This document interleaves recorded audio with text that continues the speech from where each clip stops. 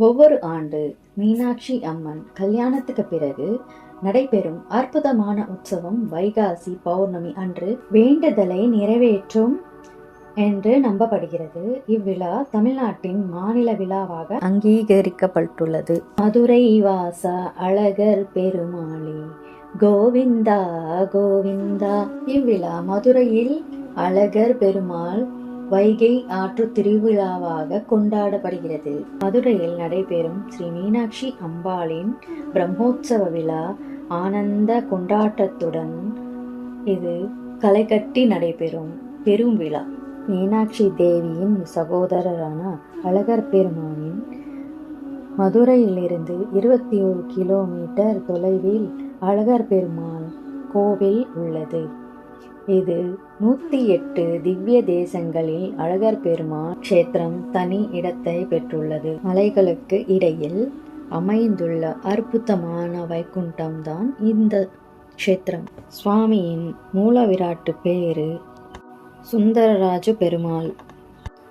இந்த உற்சவமூர்த்தியின் பேரு கள்ளழகர் என்று பக்தர்கள் அழைப்பார்கள். கள்ளழகர் என்றால் அந்த அழகரோட அழகில் மயங்கி பக்தர்கள் சுவாமி சரணாகதி அடையும் போது நம்ம இதயங்களை திருடுபவர். அதனால் அவரை கள்ளழகர் என்று அழைக்கப்பட்டார். நம்ம அன்பினால் அவரை கள்ளழகர் என்று நம்ம அழைக்கிறோம். கள்ளழகர் ஒரு அற்புதமான அழகை கொண்டவர். அதனால்தான் பக்தர்களின் மனசை திருடுபவர் அந்த சுவாமி. அதனால்தான் உற்சவமூர்த்தியை கள்ளழகர் என்று பக்தர்கள் அழைக்கின்றார்கள். அந்த கள்ளழகரை தன் சகோதரியான மீனாட்சி அம்பாளின் கல்யாண செய்தியை கேட்டு அழகர் மதுரை நோக்கி பயணம். முக்கியமான பிரதானமான நிகழ்வு என்னவென்றால், இறைவன் தங்க குதிரையை வண்டியில் வைகை நதியில் பிரவேசிப்பதுதான்.